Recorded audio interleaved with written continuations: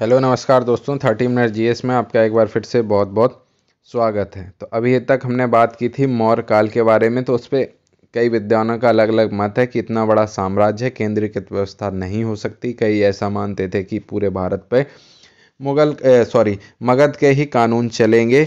तो इसके बाद निष्कर्ष ये पहुंचा कि इतने बड़े साम्राज्य पर एक जैसा कानून व्यवस्था चलाना संभव नहीं होगा।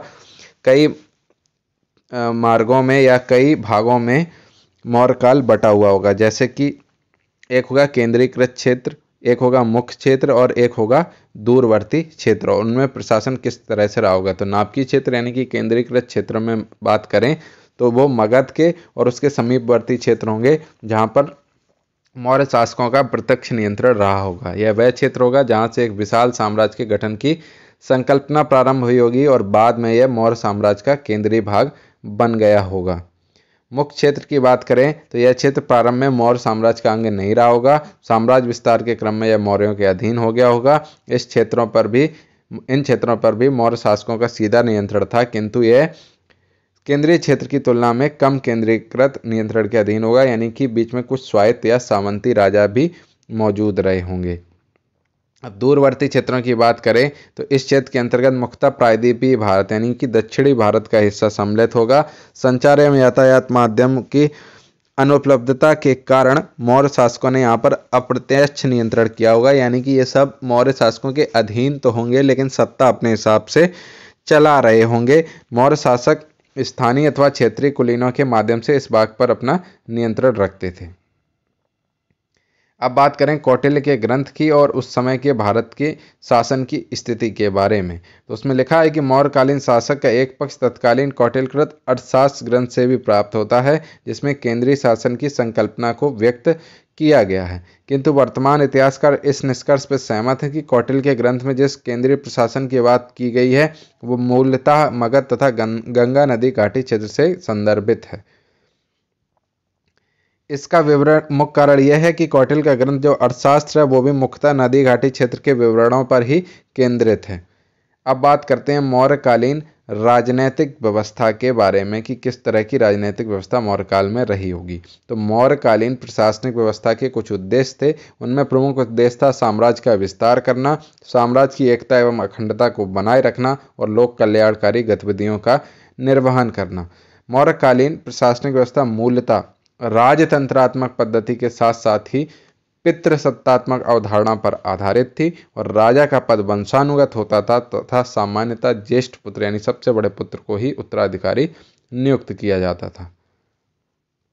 हालांकि सत्ता प्राप्त करने के लिए पारिवारिक संघर्ष के उदाहरण भी देखने को मिलते हैं।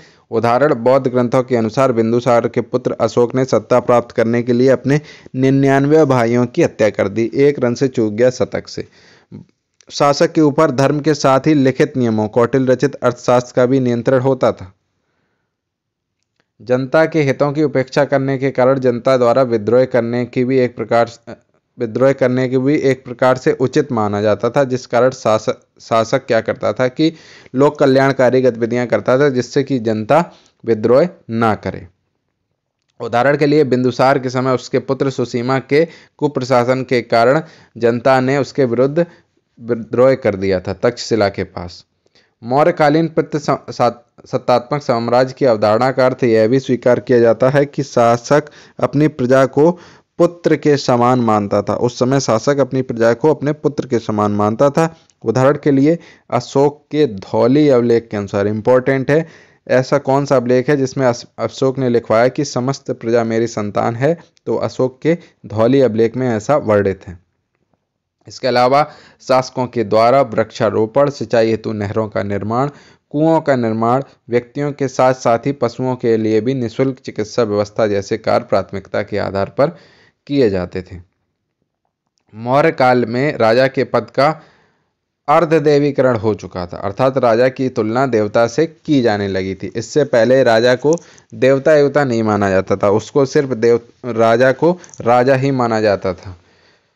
अशोक के कई शिलालेखों में राजा को देवनाम पी अर्थात देवताओं के प्रिय की उपमा भी दी गई है। इसके अलावा मौर्यकालीन राजनीतिक व्यवस्था चक्रवर्ती राज्य की अवधारणा पर आधारित थी। तथा साम्राज्य के विस्तार को शासक के प्रमुख दायित्वों के रूप में स्वीकार किया गया, अर्थात आपको साम्राज्य विस्तार करना ही है। यही कारण है कि मौर्य साम्राज्य को भारत का प्रथम अखिल भारतीय साम्राज्य भी कहा जाता है।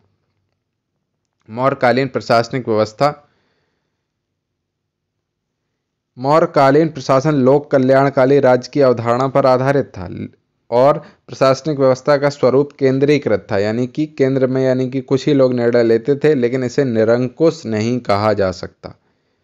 कौटिल्य ने अपने ग्रंथ अर्थशास्त्र में राज्य के संदर्भ में सप्तांग का सिद्धांत प्रतिपादित किया, जो तत्कालीन प्रशासनिक व्यवस्था को एक प्रकार से विकेंद्रित स्वरूप प्रदान करता था। इंपॉर्टेंट है, सप्तांग सिद्धांत किसने दिया? तो कौटिल्य ने। सप्तांग सिद्धांत के अनुसार राजा के 7 प्रमुख अंग राजा, अमात्य यानी कि मंत्री, जनपद, दुर्ग, कोष, दंड और मित्र के रूप में। कौन कौन से? राजा, अमात्य, जनपद, दुर्ग, कोष, दंड और मित्र के रूप में। अब बात करते हैं केंद्रीय शासन का संगठन के बारे में। तो मौर्य काल में केंद्रीय प्रशासन का प्रमुख कौन होता था? राजा होता था। राजा में समस्त प्रकार की शक्तियां यानी कि कार्यपालिका, व्यवस्थापक एवं न्यायपालिका तीनों शक्तियां राजा में निहित होती थी मौर्य काल में। यद्यपि राजा की सहायता के लिए एक मंत्रिपरिषद होती थी, किंतु राजा मंत्रिपरिषद की सलाह मानने के लिए बाध्य नहीं था। इसके बावजूद इस काल में राजा के निरंकुश होने के कोई प्रमाण प्राप्त नहीं होते हैं। मेघस्थ नीच के अनुसार राजा, जो कि चंद्रगुप्त मौर्य, दिन में नहीं सोता था एवं कार्य करते हुए राज्यसभा में बैठा रहता था तथा मालिश आदि करवाते समय भी प्रजा की शिकायतें सुनता रहता था। उसी प्रकार अशोक के 6ठे शिलालेख में उल्लेख है कि राज्य के कर्मचारी प्रजा से किसी भी समय मिल सकते थे तथा उसे किसी महत्वपूर्ण मामले की जानकारी दे सकते थे। प्रजा नहीं, सॉरी, यहाँ राजा होगा। राज्य के कर्मचारी राजा से किसी भी समय मिल सकते थे और उसे किसी महत्वपूर्ण मामले की जानकारी दे सकते थे। सॉरी। मौर्यकालीन केंद्रीय प्रशासन विस्तृत नौकरशाहों पर आधारित था। अर्थशास्त्र में केंद्रीय स्तर पर 18 तीर्थ एवं 27 महामत नामक अधिकारियों का उल्लेख मिलता है।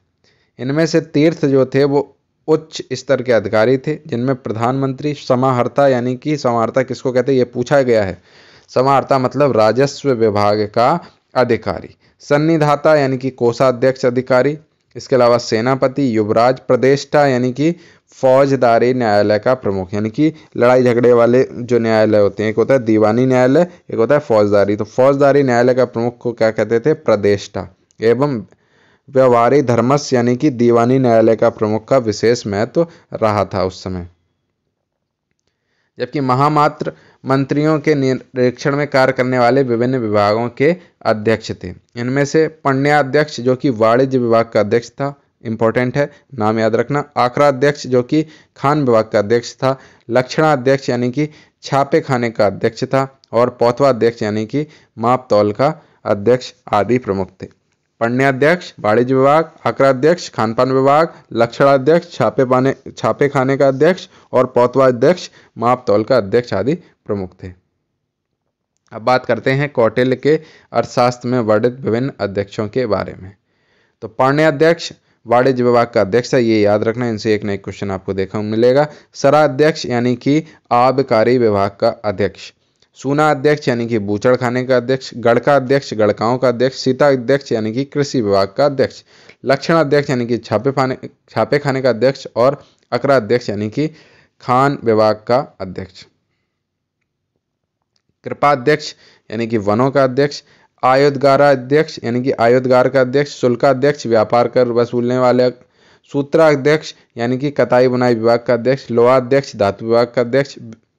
विविता अध्यक्ष यानी कि चारागाहों का अध्यक्ष था। और गो अध्यक्ष पशुधन विभाग का अध्यक्ष होता था। इसके अलावा नवाध्यक्ष यानी कि जहाजरानी विभाग का अध्यक्ष। पत्तनाध्यक्ष यानी कि पत्तन यानी कि बंदरगाहों का अध्यक्ष। संस्थाध्यक्ष यानी कि व्यापारिक मार्गों का अध्यक्ष। देवता अध्यक्ष धार्मिक संस्थाओं का अध्यक्ष। पोताध्यक्ष या पौतवाध्यक्ष वो है मापतौल का अध्यक्ष। और अश्वाध्यक्ष यानी कि घोड़ों का अध्यक्ष। हस्ताध्यक्ष हाथियों का अध्यक्ष। और सवर्णाध्यक्ष यानी कि सोने का अध्यक्ष। और ये इंपॉर्टेंट है, अक्षपटलाध्यक्ष यानी कि महालेखाकार। अब बात करें मौर्यकालीन प्रांतीय प्रशासन के बारे में।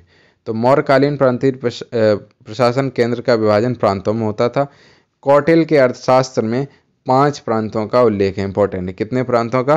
5 प्रांतों का उल्लेख है। एक है उत्तरापथ। उत्तरापथ की राजधानी थी तक्षशिला। दक्षिणापथ, उसकी राजधानी थी सुवर्णगिरी। अवंती, राजधानी थी उज्जैन। प्राची, राजधानी थी पाटलिपुत्र। और कलिंग, राजधानी थी कलिंग की तोशाली। तो कौन कौन? उत्तरापथ, दक्षिणापथ, अवंती, प्राची और कलिंग। एपी के, देखो उत्तर दक्षिण एपी के, उत्तर दक्षिण एपी के, तो उत्तरापथ, दक्षिणापथ, अवंती, प्राची, कलिंग। उत्तरापक्ष की राजधानी तक्षशिला, दक्षिणापक्ष की सुवर्णगिरी, अवंती की उज्जैन, प्राची की पीपी है तो पाटलिपुत्र है, और कलिंग की तोशाली। प्रांतों का प्रमुख अधिकारी कुमार या आर्यपुत्र कहलाता था, जो कि मुख्यतः राजवंश से ही संबंधित होता था, और प्रांतों में केंद्र के समान एक मंत्रिपरिषद भी हुआ करती थी। बौद्ध ग्रंथ दिव्यावदान में उल्लिखित है कि प्रांतीय मंत्रिपरिषद किसी महत्वपूर्ण मामले की जानकारी बिना प्रांतपति को बताए सीधे केंद्र को भेज सकती थी। यह तथ्य मौर्यकालीन प्रशासन के केंद्रीय स्वरूप का समर्थन करता है, क्योंकि प्रांताध्यक्ष को बताना, प्रांतपति को बताना नहीं, अगर कोई जानकारी है डायरेक्ट भी राजा को भेज रहे हैं, इसका मतलब ये हो गया कि केंद्रीकृत शासन था। मौर्य काल में प्रांतों को चक्र कहा गया, जो कई मंडलों में विभाजित थे। इन प्रांतों का शासन सीधे सम्राट द्वारा नियंत्रित न होकर उसके प्रतिनिधियों के माध्यम से होता था। मंडल के अधिकारी को क्या कहा जाता था? प्रदेष्टा कहा जाता था। मंडल पुनः एक प्रकार के जिले, नगर एवं ग्रामीण भागों में विभाजित था। इंपॉर्टेंट है प्रदेष्टा। प्रदेष्टा मतलब मंडल के अधिकारी। जिले का प्रशासन समाहर्ता, रज्जुक तथा युक्त द्वारा संचालित किया जाता था। समाहर्ता कौन होते थे? इंपॉर्टेंट है, ये थे प्रमुख कर संग्राहक अधिकारी। रज्जुक न्यायिक अधिकारी, कई बार पूछा गया है, जबकि युक्त पुलिस अधिकारी होता था।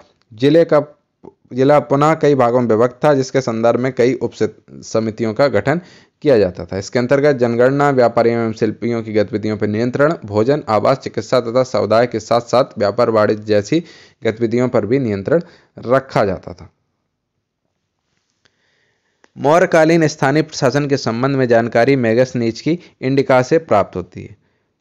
प्रशासन की दूसरी सबसे छोटी इकाई संग्रहण का प्रमुख अधिकारी गोप होता था, जो मुख्यतः जनगणना के कार्य से संबंधित होता था। और प्रशासन की सबसे छोटी इकाई ग्राम होती थी, जिसका प्रमुख अधिकारी ग्रामीणी कहलाता था, और संग्रहण का प्रमुख अधिकारी गोप कहलाता था। इंपॉर्टेंट है, ग्रामीण स्तर पर वंशानुगत एवं स्वशासन संबंधी अधिकार दिए गए थे। इंडिका में यह भी उल्लेखित है कि पाटलिपुत्र नगर का प्रशासन, इंपॉर्टेंट पॉइंट है, बहुत इंपॉर्टेंट पॉइंट है, कि पाटलिपुत्र नगर का प्रशासन 6 समितियों के माध्यम से किया जाता था, और प्रत्येक समिति में कुल सदस्य कितने थे? 5, यानी कि 6 पंचे 30, कुल 30 सदस्य हो गए।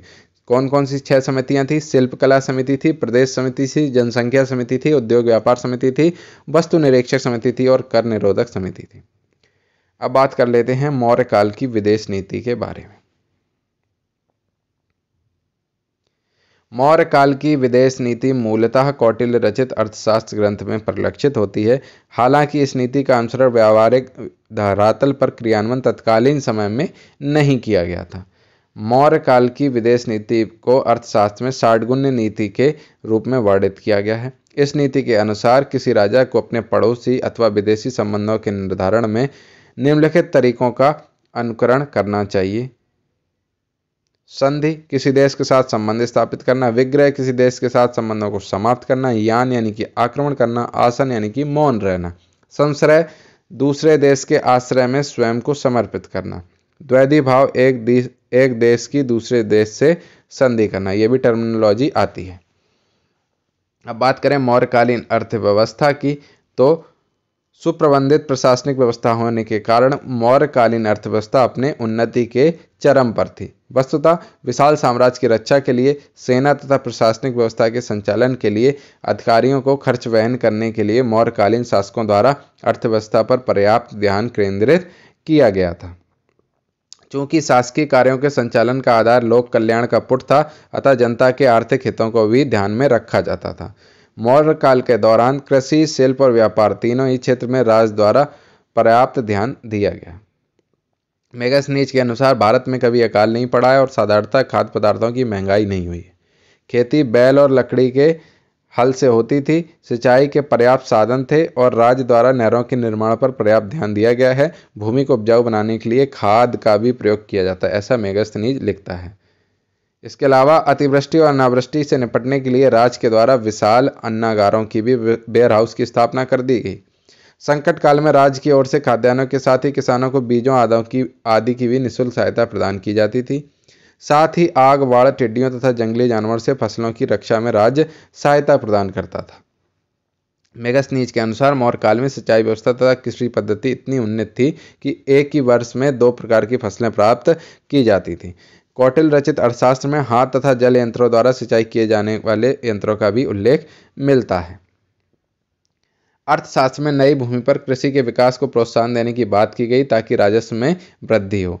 राजकीय भूमि सीता कहलाती थी और इस भूमि पर उत्पादन कार्य के लिए सीता अध्यक्ष नामक अधिकारी को नियुक्त किया जाता था। इंपॉर्टेंट है, सीता भूमि में नट, नर्तक, गायक, वादक और कथावाचक का प्रवेश वर्जित था। किसका? नट, नर्तक, गायक, वादक और कथावाचक का प्रवेश वर्जित था।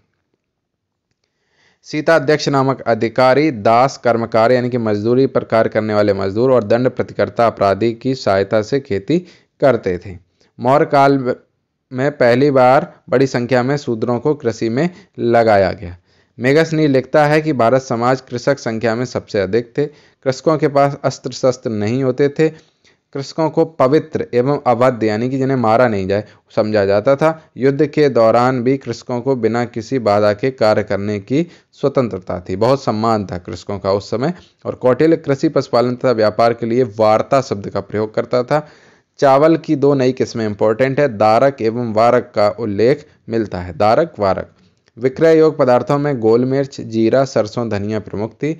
फल वर्ग में आम, अनार, आंवला, नींबू, इमली, बेर का विवरण मिलता है। याद रखना, विक्रय योग्य गोल मिर्च, जीरा, सरसों, धनिया और फल वर्ग में आम, अनार, आंवला, नींबू, इमली, बेर आदि का विवरण मिलता है।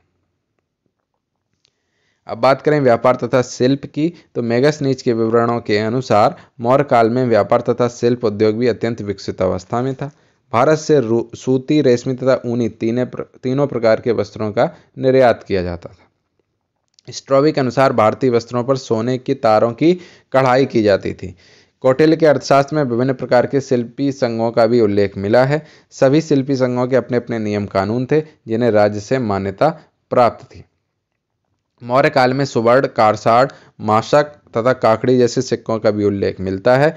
मुद्रा निर्माण केवल सरकारी टकसाल में होता था। इंपॉर्टेंट है, किंतु कोई व्यक्ति अपनी धातु देकर वहां से मुद्रा का निर्माण करवा सकता था।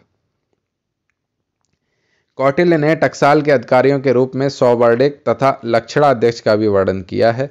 मुद्रा विनिमय के साथ साथ उस समय वस्तु विनिमय प्रणाली भी प्रचलित थी। राज्य द्वारा किसानों, मजदूरों तथा कारीगरों को धनी साहूकारों के शोषण से रक्षा करने के लिए विशेष प्रबंध किया जाता था। ब्याज की दरें, इंपॉर्टेंट पॉइंट, ब्याज की दरें राज्य द्वारा निर्धारित थी, जिसे अर्थशास्त्र में 15% के रूप में व्यक्त किया गया है। गरीब नाबालिगों, अध्ययन तथा यज्ञ आदि में संलग्न लोगों से प्रायः ब्याज नहीं लिया जाता था। व्यापार के नियंत्रण के लिए राज्य का एक पृथक विभाग था जो व्यापारियों एवं दुकानदारों के कार्यों की देखभाल करता था और इस विभाग के अध्यक्ष थे संस्था अध्यक्ष कहलाते थे। बाट पर राज्य का नियंत्रण होता था। इसका निर्माण भी राज्य द्वारा ही कराया जाता था और इसके लिए पौतवा अध्यक्ष नामक अधिकारी उत्तरदायी था, यानी कि माप तौल भी करेगा तो राज्य और उनके स्टैंडर्ड थे, मानक थे। तौल की इकाई आड़क, प्रस्थ, कुडुम्ब, पल, सुवर्ण मास ये है घटते क्रम में, यानी कि सबसे बड़ी इकाई थी तौल की आड़क, फिर थी प्रस्थ, फिर थी कुडुम्ब, फिर थी पल और फिर है स्वर्ण मास। माप के मानकों को भी राज्य द्वारा नियंत्रण किया जाता था और इसके लिए माना अध्यक्ष नामक अधिकारी नियुक्त किया जाता था। अब बात करते हैं पशुधन तथा वन संसाधन के बारे में, तो पशुओं की वृद्धि और रक्षा के लिए भी राज्य की ओर से विशेष ध्यान दिया जाता था। अशोक द्वारा कई पशु चिकित्सालयों की भी स्थापना की गई जहां पशुओं का निःशुल्क उपचार किया जाता था। वनों के विशेष भाग शिकार के लिए प्रतिबंधित थे। वनों में आग लगाने वाले व्यक्ति को कठोर दंड दिया जाता था। अब बात करें टैक्स के बारे में, भूमि कर के बारे में, तो भू राजस्व के आकलन में भूमि का प्रकार निर्धारित किया जाता था और भू राजस्व के अनुसार गांवों को श्रेणीबद्ध किया जाता था। अब ये टर्मिनोलॉजी याद रखना। बेगार देने वाले गांव विष्टि कहलाते थे। कच्चा माल देने वाले गांव कुप्य कहलाते थे। अनाज, पशु एवं सोने के रूप में कर देने वाले गांव हिरण्य कहलाते थे। सैनिक प्रदान करने वाले गांव आयुधि कहलाते थे और कर से मुक्त गांव पारिहारिक कहे जाते थे। मेगास्थनीज के मानना है कि भूमि राजस्व की राशि कुल उत्पादन का 1/4 थी। याद रखना कितना, 1/4 थी। किंतु अधिकांश संस्कृत ग्रंथों में इसकी दर कुल उत्पादन का 1/6 निर्धारित की गई है। इसलिए राजा को षडभागी यानी कि 1/6वां भाग कहा गया। यानी मेगास्थनीज से अगर पूछें तो मेगास्थनीज के विवरण के अनुसार टैक्स कुल उपज का 1/4 था, जबकि अन्य संस्कृत ग्रंथों में देखें तो टैक्स कुल उपज का 1/6 था, यानी कि राजा था षडभागी, 1/6 भाग। अर्थशास्त्र के अनुसार कर की मात्रा सिंचाई सुविधा पर निर्भर करती थी। यह उपज के 5वें भाग की 1/3 होती थी। केवल रुम्मनदेई शिलालेख से अशोक काल के करारोपण का विवरण मिलता है। रुम्मनदेई है, ठीक है, इंपॉर्टेंट है। रुम्मनदेई शिलालेख से अशोक काल के करारोपण का विवरण मिलता है। इसके अनुसार कर की यानी कि टैक्स की राशि कुल उत्पादन का 1/8 कर दी गई एवं बलि कर को माफ कर दिया। बलि कर मतलब जो राजा को दिए जाते, यानी 1/6 की जगह 1/8 कर दी गई थी अशोक के समय, और रुम्मनदेई अभिलेख में इसका वर्णन। विक्रय कर की बात करें तो मौर्य काल में राज्य की आय का एकमात्र स्रोत भू राजस्व ही नहीं था, आय का दूसरा मुख्य साधन विक्रय भी था। वनों के विशेष भाग शिकार के लिए प्रतिबंधित थे, ये तो हम आपको पहले बता चुके हैं। इसके बाद 3 प्रकार के व्यापार कर लगते थे। बाह्य यानी कि स्वदेश में उत्पन्न वस्तु पर लिया जाने वाला टैक्स, आभ्यंतर यानी कि राजधानी में लिया जाने वाला टैक्स, और आतिथ्य यानी कि विदेशी माल पर वसूल किया जाने वाला टैक्स। बाह्य माने स्वदेश में उत्पन्न वस्तु पर लिया जाने वाला कर, अभ्यंतर राजधानी में लिया जाने वाला टैक्स, आतिथ्य यानी कि विदेशी माल पर वसूला जाने वाला टैक्स। इसी प्रकार स्वदेश से बाहर भेजे जाने वाले माल पर निष्क्रामय तथा विदेशी आयात सामान पर प्रवेश टैक्स लगाया गया। वस्तुओं के मूल्य के अनुसार टैक्स बदलता रहता था। यह संभवतः 10 से 15% तक था। शराब पर चुंगी आय का एक अन्य साधन था। इसके लिए आबपासी यानी कि लाइसेंस रखना होता था। विदेशी शराब के विक्रय के लिए विशेष अधिकार पत्र रखने पड़ते थे। करों के अन्य प्रकार के बारे में बात करें तो बलि, तो अर्थशास्त्र में बलि का अर्थ वह उपकर प्रतीत होता है। राजा उपज के रूप में अतिरिक्त टैक्स लेता था प्रजा से, उसको बोलते थे बलि। पिंड कर क्या होता था? कुछ गांवों को जो कर इकट्ठा देना होता था उसे पिंड कर कहा जाता था। सेना भक्त कर क्या होता था? संभवतः गांव वालों को सेना को भोजन व्यवस्था के लिए जो धन देना होता था उसे सेना भक्त कहा जाता था। हिरण्य कर, यह संभवतः किसानों से नगद टैक्स के रूप में लिया जाता था। प्रणय कर, इस कर का उल्लेख सबसे पहले आचार्य पाणिनि ने किया था, परंतु पहली बार विस्तार से इसका विवरण अर्थशास्त्र में है। यह एक प्रकार का युद्ध कर था जो कुल उपज के 1/3 से 1/4 भाग तक का एक ही बार में लिया जाता था, यानी कि हर साल नहीं, एक बार ले लिया गया कभी।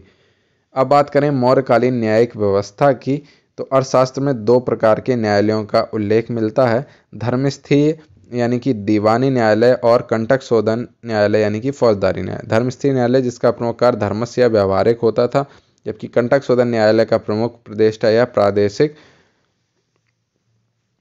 कंटक शोधन न्यायालय का प्रमुख क्या कहलाता था? प्रतिष्ठा या प्रादेशिक कहलाता था। न्यायिक क्षेत्र में कठोर दंड विधान लागू थी। मृत्युदंड, अंग विच्छेद, कारावास और जुर्माना जैसे दंड उस समय प्रचलित होते थे। न्याय करने से पूर्व संबंधित सभी पक्षों को सुना जाता था तथा प्रायः नैतिकता एवं धार्मिक आधारों पर निष्पक्ष न्याय करने का प्रयत्न किया जाता था। अर्थशास्त्र यह भी पता चलता है कि युक्त नामक अधिकारी प्रायः धन का अपहरण करते थे। एक स्थान पर उल्लेखित है कि जिस प्रकार जल में विचरण करती हुई मछलियों को जल पीते हुए कोई नहीं देख सकता, उसी प्रकार आर्थिक पद पर नियुक्त युक्तों को धन का अपहरण करने यानी कि भ्रष्टाचार करने पर कोई नहीं जान सकता।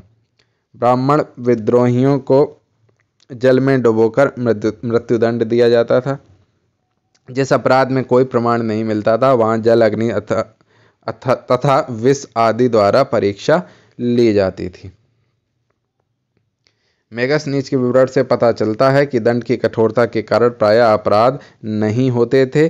कानून की शरण बहुत कम लोग लेते थे। लोग अपने घरों को असुरक्षित छोड़ देते थे तथा कोई लिखित समझौता नहीं करते थे।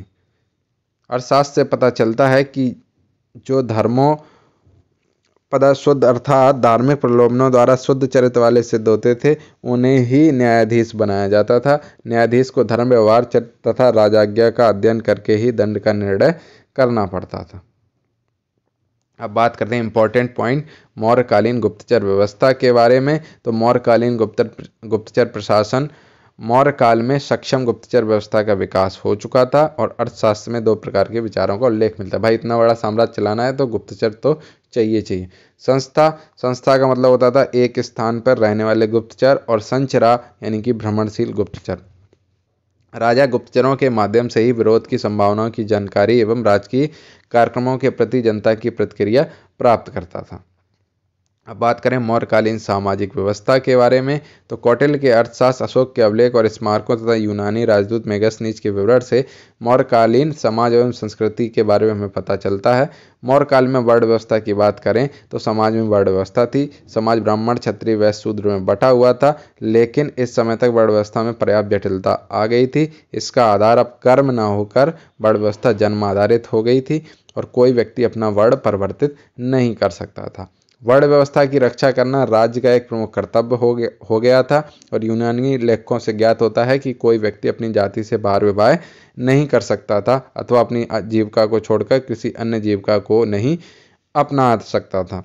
हालांकि इस युग में वैश्य और शूद्र का भेद मिटता जा रहा था। ठीक है, वैश्य और शूद्र का भेद मिटता जा रहा, और उस समय के रीजन अलग थे क्योंकि सबसे कहा जाता आप ये करो, आप ये करो, आप इससे अलग नहीं हट सकते, क्योंकि सब इतने बड़े साम्राज्य चलाने के लिए अलग अलग जरूरतें रहा करती थी। लेकिन आधुनिक युग में वो सब गलत है। 4 वर्णों के अतिरिक्त मौर्यकालीन भारत में कुछ अन्य व्यावसायिक वर्ग अथवा समूह भी पैदा हो गए थे, किंतु उनकी गणना अन्य 4 वर्णों में ही की जाती थी। अशोक के 5वें शिलालेख के अनुसार मौर्यकालीन भारत के समाज में अनेक वर्ण थे। उस समय भी वर्णाश्रम पर बल दिया जाता था तथा प्रत्येक व्यक्ति से यह उम्मीद की जाती थी कि वह ब्रह्मचर्य, गृहस्थ, वानप्रस्थ और संन्यास आश्रम में जीवन व्यतीत करे।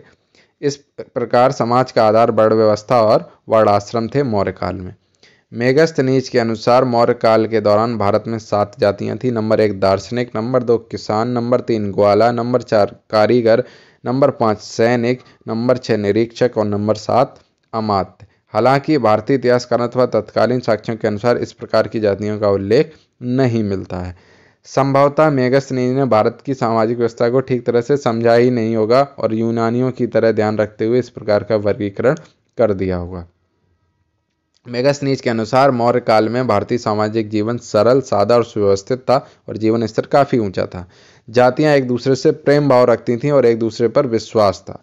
जातियां सामाजिक नियम का पालन अपना कर्तव्य मानती थी और उनके बीच आपसी झगड़े बहुत कम होते थे।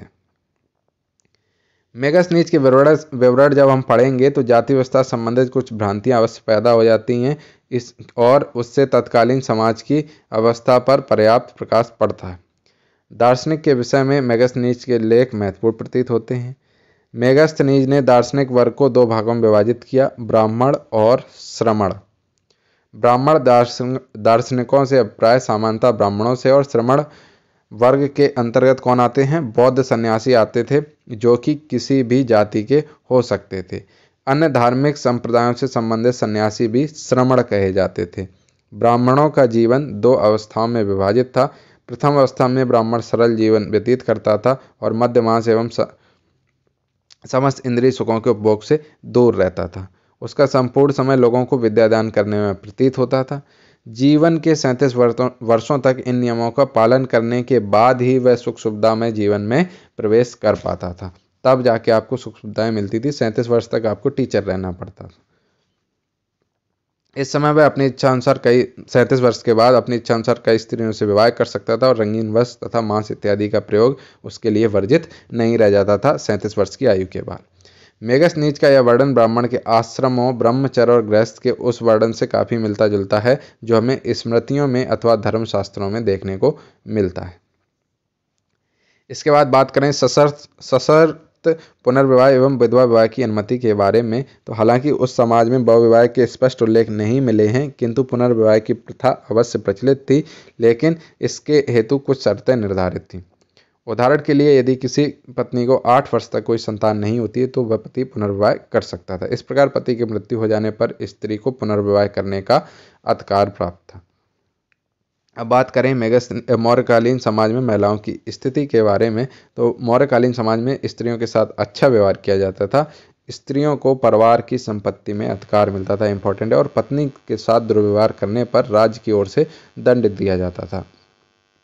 विधवाओं को पुनर्विवाह का अधिकार प्राप्त था, किंतु समाज में स्त्रियों को अब उतनी स्वतंत्रता नहीं रह गई थी जितना कि ऋग्वैदिक काल में थी। उन्हें प्रायः घर के भीतर ही काम करना पड़ता था और स्वच्छंद रूप से यानी कि स्वतंत्र रूप से घूमने की स्वतंत्रता नहीं थी, लेकिन भिक्षुड़ियाँ बन जाने पर उन्हें घूमने फिरने की स्वतंत्रता प्राप्त हो जाती थी। समस्त देश में स्त्रियों की दशा अथवा विवाह के नियम एक जैसे नहीं थे। तक्षशिला में लड़कियों के लिए पति चुनने के लिए कुश्ती का आयोजन किया जाता था। अपनी इच्छा से स्त्रियां सती भी हो सकती थीं, लेकिन यह प्रथा केवल क्षत्रियों तक सीमित थी। समाज में वेश्यावृत्ति भी थी, जिसे राज्य द्वारा नियंत्रित किया जाता था। इंपॉर्टेंट पॉइंट है, कई जगह लिख देते हैं यस और नो में। तो समाज में वेश्यावृत्ति थी, जिसे राज्य द्वारा नियंत्रित किया जाता था। स्त्रियों में पर्दा प्रथा के प्रचलन का भी संकेत मिलने लगा था। स्त्रियों को कलाओं की शिक्षा प्राप्त करने की भी सुविधा थी। कुछ स्त्रियां संगीत, नृत्य, चित्रलेखन आदि ललित कलाओं में निपुणता प्राप्त करती थीं। सैनिक व्यवसाय अपनाने का मार्ग भी स्त्रियों के लिए सर्वथा अवरुद्ध नहीं था, यानी कि कुछ लोग उस सैन्य व्यवसाय भी अपना सकते थे। मेगस्थनीज चंद्रगुप्त की महिला अंगरक्षिकाओं का उल्लेख करते हुए लिखता है, क्योंकि चंद्रगुप्त की महिला अंगरक्षिकाएं भी थीं, कि कुछ स्त्रियां रथों, अश्वों, हाथियों पर सवार होती हैं और वे प्रत्येक प्रकार के शस्त्रास्त्र से सुसज्जित रहती हैं। ऐसा मालूम पड़ता है वे किसी आक्रमण के लिए जा रही हैं। ये इंपॉर्टेंट पॉइंट है कि उस समय महिलाएं भी अंगरक्षक हुआ करती थी, यानी कि सेना में शामिल थीं। अब बात करें मौर्यकालीन समाज में दास प्रथा के बारे में, तो तत्कालीन समाज में दास प्रथा प्रचलित थी। चंद्रगुप्त मौर्य स्वयं एक दास था, जिसे कौटिल्य ने एक शिकारी से 1000 कारसार्पण में खरीदा था। कौटिल्य रचित अर्थशास्त्र में भी दास प्रथा का उल्लेख मिलता है। अशोक ने भी अपने शिलालेखों में दासों तथा किराए के मजदूरों में अंतर स्पष्ट करने का प्रयत्न किया है। हालांकि इस संदर्भ में यूनानी इतिहासकारों का थोड़ा सा दृष्टिकोण अलग है। तत्कालीन यूनानी लेखकों जैसे एरियन, स्ट्रैबो और मेगस्थनीज के अनुसार सभी भारतीय स्वतंत्र हैं और उनमें एक भी दास नहीं है। संभवतः मेगस्थनीज ने भारत के किसी क्षेत्र विशेष का संदर्भ लिया होगा जहां उसे दास प्रथा जैसी कोई व्यवस्था देखने को नहीं मिलेगी होगी। एक अन्य कारण यह भी हो सकता है कि मौर्य काल में यूनान के विपरीत दासों के साथ अच्छा और मानवीय व्यवहार किया जाता था। देखिए, तब मौर्य काल में जो दास प्रथा थी वो अफ्रीकन दास प्रथा जैसी नहीं थी कि उनको बांध दिया गया और उनसे काम कराया गया। केवल घरेलू कामों के लिए या कामों के लिए जो अपने यहाँ कहते हैं ना नौकर सेवक रखे जाते थे, और एक होता है वेतन वाला सेवक होता है, और एक होता है कि खाना पीना और बाकी सुविधाओं से आजीवन, मतलब फिर उसकी अगली पीढ़ी, फिर उसके, तो वैसी दास प्रथा थी मौर्य काल में। इसलिए मेगस्थनीज को लगा नहीं होगा कि यहाँ पे दास प्रथा है भी कि नहीं। अब बात करें मौर्यकालीन धार्मिक जीवन के बारे में, तो वैदिक धर्म की प्रधानता थी। जैन तथा बौद्ध धर्म को भी पर्याप्त महत्व मिलता था और राज्य जो था वो धर्मनिरपेक्ष था और किसी भी धर्म पर कोई प्रतिबंध नहीं था।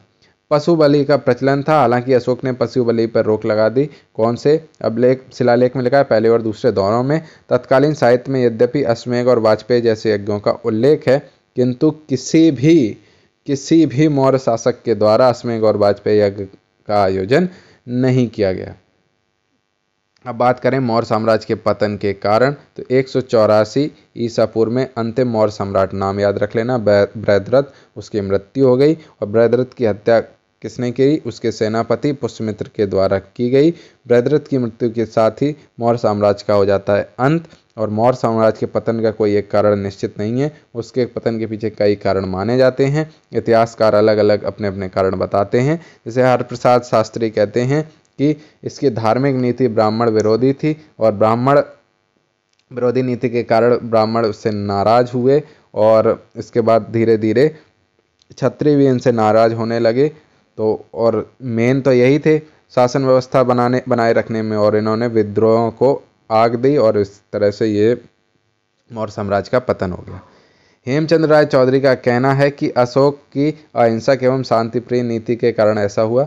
उनका मानना था कि देखिए, अशोक ने क्या कहा कि हम हिंसा नहीं करेंगे, दूसरा तो कह रहा है कि हम तो करेंगे, तुम मत करो। इसके अलावा अशोक ने क्या किया कि बौद्ध धर्म के प्रचार प्रसार पर बहुत पैसा खर्च किया। अब पैसा तो खर्च कर लिया, बाकी पैसा आए कहाँ से? अब जब पैसा ही नहीं रहेगा तो साम्राज्य तो कमज़ोर होता ही जाएगा। तो अशोक के समय कमज़ोर थोड़ी होगा तो उसके आने वाली पीढ़ी के समय। अब डी कौशाम्बी के अनुसार आर्थिक संकटग्रस्त व्यवस्था हो गई थी। डी झा के अनुसार उत्तराधिकारी निर्बल हो गए थे। रोमला थापर के अनुसार केंद्रीय शासन तंत्र का अव्यवस्थित एवं अप्रशिक्षित होना भी इसका प्रमुख कारण था, और अयोग्य और निर्बल उत्तराधिकारी, प्रशासन का अति केंद्रीकरण। अब बात करें आर्थिक तथा सांस्कृतिक असमानता के बारे में, तो गंगा घाटी का प्रदेश समृद्ध था, जबकि उत्तर दक्षिण के प्रदेशों की आर्थिक स्थिति अपेक्षाकृत कम विकसित थी। गंगा घाटी की अर्थव्यवस्था कृषि प्रधान थी, वहाँ व्यापार व्यवसाय के लिए पर्याप्त अवसर भी थे। उत्तर दक्षिण के प्रदेशों में स्थिर अर्थव्यवस्था नहीं थी, वहाँ पर व्यापार वाणिज्य की सुविधाएं बहुत कम थीं। अलग अलग क्षेत्रों में अलग अलग संस्कृति तथा अलग अलग भाषा का प्रयोग किया जाता था, जिससे लोगों में एकता का अभाव था। इसके अलावा कारण पतन में एक रहे हैं प्रांतीय शासकों के अत्याचार। तो मौर्य साम्राज्य में साम्राज्य से दूर के प्रदेशों में प्रांतीय अधिकारी जनता पर अत्याचार करते थे, इससे जनता मौर्य शासन के विरुद्ध हो गई होगी। और दिव्यावदान में इस प्रकार के अत्याचारों का विवरण मिलता है।